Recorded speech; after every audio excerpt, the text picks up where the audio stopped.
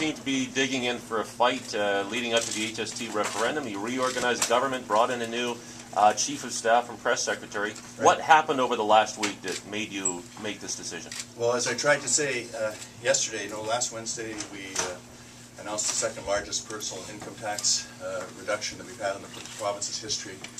We talked about new things we could do to help early childhood learning and development. And when the focus of the discussion around those two initiatives seemed to be me, my popularity, one person, as opposed to what was in the best interest of the province, I thought what really we had to do was get back to what is important. That's what will drive British Columbia forward, how we'll rebound from these economic challenging times that we've had.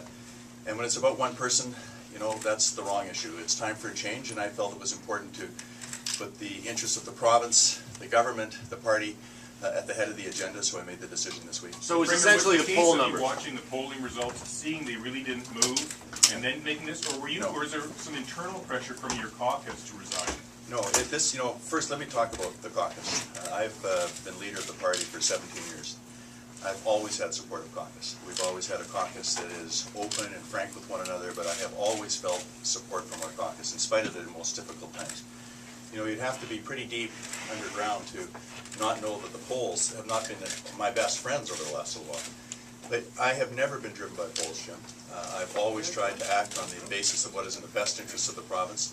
I think people want to have leaders that are acting in what they hope will be the long-term interest of the province. That's what I've tried to do. But when people start talking about the Premier's popularity as opposed to a way of increasing people's take-home pay, the Premier's popularity as opposed to how we can really lift our kids up and take full advantage of the opportunities of the education system in the 21st century, it's clearly time for a change. And that's why I said, I called the party president, and I said it was time for a leadership convention. And I think it'll be a very exciting time for the party and for everybody. And we'll be able to build on the foundations of what we've created in British Columbia, number one. But number two, we'll get back to focusing on what's important to British Columbians. How you rebound from the economic downturn, how you improve the quality of life for families, and how you improve public services that families can depend upon. That's what's important to people. I really don't think many people wake up in the morning worrying about any public figure's popularity. But Premier, hasn't this been about you and your popularity? Premier, hasn't this been about you and your popularity for quite some time? Well, I mean, what changed? Why yesterday? I think that I think it's in fact just 18 months ago we were elected government. We were elected government to do some very important things in British Columbia, and as I said at the time, it was important for us to take those steps and to move forward. Every step I've taken, and we've taken as a government, Jonathan, is a step that's been trying to move us through these tough economic times so that we came out of this economic downturn even stronger. And I think that, frankly, any political leader who is focusing on whatever opinion polls you want to pick is making a mistake in terms of their service to the public. I have actually tried to always do what I think is in the best interest, long-term interests of British Columbians. And, people will judge that. I think that's important.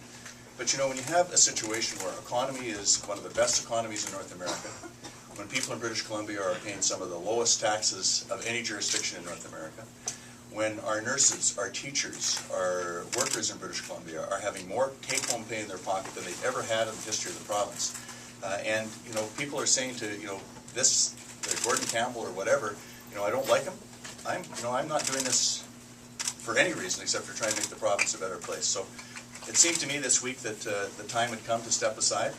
I think it's going to be an exciting time for the party, and I'm looking forward to the leadership campaign and to building on the successes we've had in the last decade. We're going to take the next question from We're going to take the next question from Ian Bailey. Thank you. Premier, did you see any letter from caucus expressing concerns about your leadership? Was that part of your decision on this? No, I had no letter, nothing at all. As I said with regard to that, I've always felt very supported by caucus. But you never want to take caucus for granted either. I think you have to, it's a team. The Premier is always supported by the caucus hopefully feels supported by me. The Premier is always supported by the Cabinet. I hope the Cabinet has felt supported by me. And all of us in our caucus are trying to do what's the best for British Columbia. We're going to take the next question from Tanya, and then we'll go to Stephen Spartan. What are your plans for the next 6 months, and then beyond that, beyond your career as Premier? Well, my plan for the next little while, as I said yesterday, is to make sure we have a smooth and comprehensive transition as we go through the leadership race in the party. There'll be a new leader elected of the party. There'll be a new Premier of the province.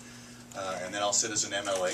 And beyond that, I want to, get a chance to see some of those folks that I've been missing a lot. Like I was with my grandson on Sunday for his Halloween as he walked around as Peter Pan. He looked pretty good as Peter Pan, actually. So you want to have the time to do some of that with my family and my friends. You're staying on his